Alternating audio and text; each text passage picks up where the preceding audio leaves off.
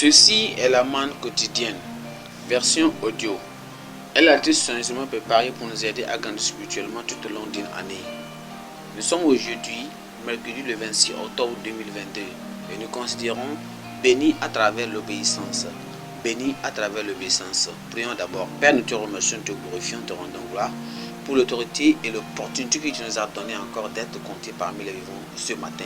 Nous prions, Seigneur, aide-nous à travers ta parole, que nous ayons et que nous sachions que, Seigneur, il y a une grande bénédiction en t'obéissant au nom de Jésus.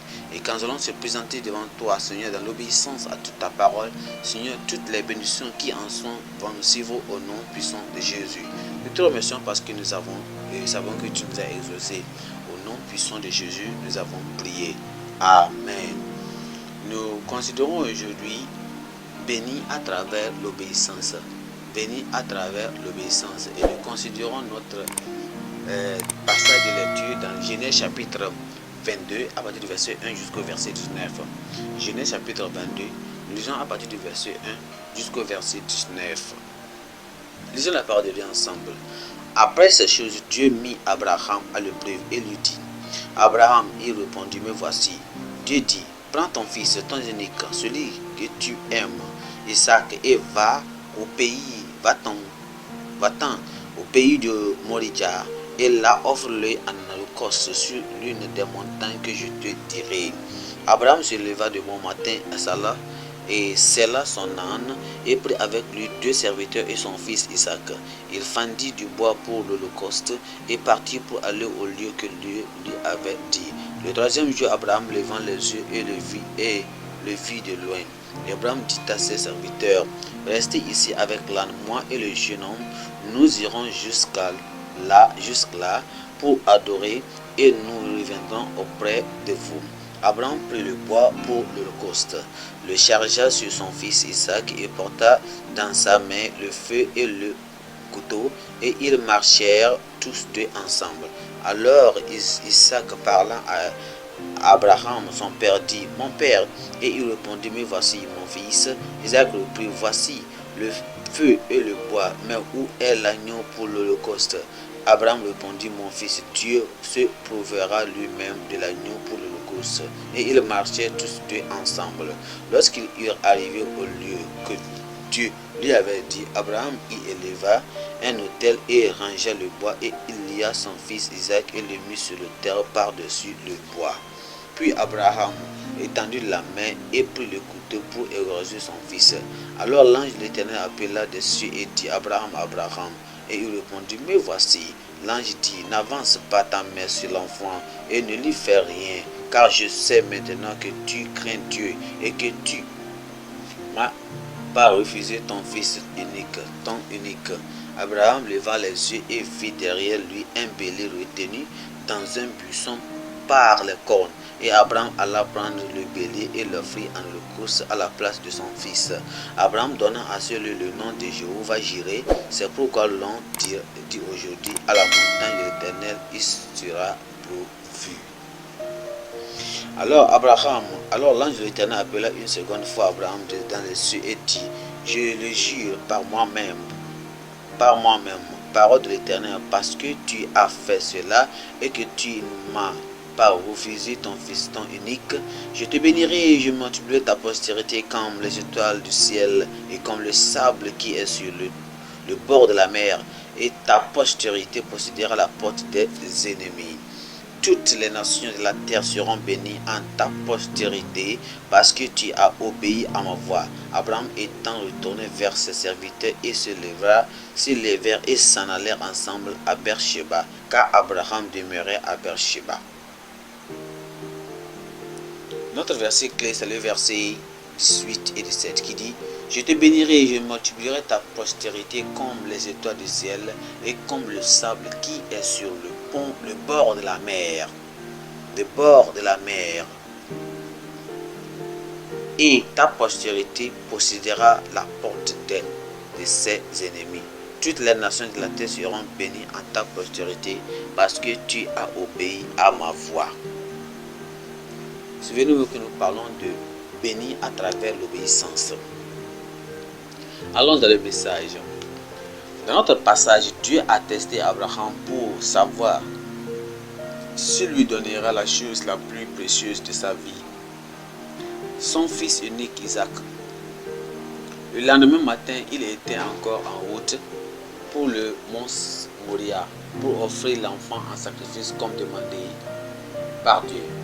Il était sur le point de tuer le garçon quand il l'a arrêté et lui a fourni un bélier comme substitut. Dieu l'a alors appelé et a réaffirmé ses promesses antérieures de faire de ses descendants les étoiles du ciel et le sable du bord de la mer. Dieu a appelé Abraham à 75 ans, mais ne lui a pas immédiatement donné un enfant, même s'il savait que la stérilité était un problème dans la famille. C'est parce que Dieu était principalement intéressé à racheter l'âme et à lui apprendre à marcher devant sa face et à être intègre. Aujourd'hui, Dieu veut toujours que les hommes sachent que la piété est utile à tout, ayant la promesse de la vie présente et celle qui est à venir. Le destin éternel de l'homme est d'une grande importance pour Dieu, alors qu'il bénit les gens avec des choses temporelles telles que l'argent, les voitures, les maisons, les emplois, etc. Son plus grand désir est que les hommes sachent que son plan et son dessein pour eux vont au-delà du monde matériel actuel. Il leur prépare une terre glorieuse où il essuiera toutes les larmes de leurs yeux et la mort ne sera plus et il n'y aura plus ni deuil, ni cri, ni douleur, selon Apocalypse chapitre 22, verset 4. C'est le mec plus ultra. Abraham est déjà là, Matthieu chapitre 8, verset 11, et beaucoup le rejoindront là-bas aussi. Alors, si vous n'êtes pas encore qualifié pour y être, pourquoi ne pas en être un par la repentance et par la foi en Christ? La grande obéissance, bénédiction et génération en génération. Comment Abraham est sûr que la voix venait de Dieu? Il le savait par l'expérience. De plus, le chemin était le même lorsqu'il devait partir pour Canaan.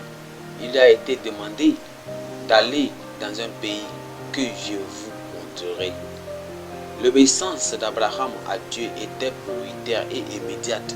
Tôt le matin, la parole de Dieu doit avoir été ses pensées endormies et éveillées. Son principe était ne poser aucune question, seulement obéir. Une fois que c'était Dieu. Il a fallu 3 jours de voyage fatigant et douloureux, mais pas une seule plainte ni faiblesse dans la détermination. Abraham n'a pas cherché conseil auprès de ceux qui pouvaient le décourager, y compris sa femme et les serviteurs. Il leur a même pas révélé sa mission pour les raisons évidentes. Ses émotions ne l'ont jamais trahi. Il connaissait vraiment Dieu et par expérience, cela se terminera par les louanges. Il n'a pas pleuré son fils. Il n'a pas non plus exprimé d'empituement sur lui-même en tuant son fils unique, ce qui lui a pris 25 ans avant d'avoir. Sa foi en Dieu restait inébranlable malgré cette existence, ou bien malgré cette exigence dure. Isaac, qui avait environ 18 ans à cette époque, a également démontré une grande obéissance au Père de la foi. Dans le verset 9 et 10, obéissant jusqu'à la mort, il n'a pas résisté à son Père.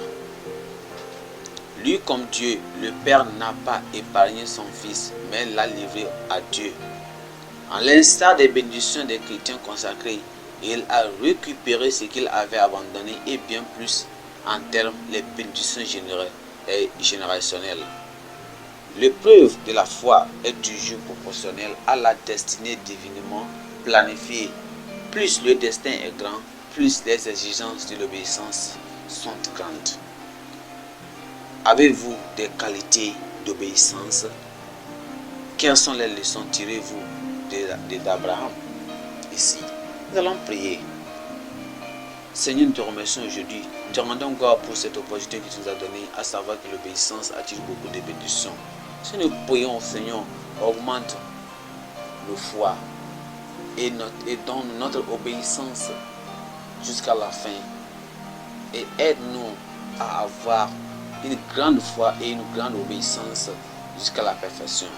Seigneur, donne-nous un amour parfait pour toi, tel que rien ne sera trop grand pour que nous t'abandonnons.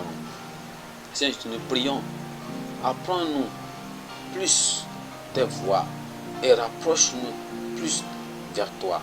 Seigneur, utilise tout ce que tu peux utiliser pour nous aider à être toujours près de toi au nom de Jésus. Seigneur, être toujours près de toi et te servir n'importe quelle situation qui arrive et savoir que Seigneur, seulement ta voix prévale dans notre vie. Merci Seigneur parce que tu nous as exaucés. Au nom puissant de Jésus, nous avons prié. Notre pensée du jour dit: Dieu bénit et honore la génération de ceux qui lui obéissent. Dieu bénit et honore la génération de ceux qui lui obéissent. Notre lecture biblique se trouve dans Jérémie chapitre 13 jusqu'au chapitre 14. Merci, que Dieu vous bénisse.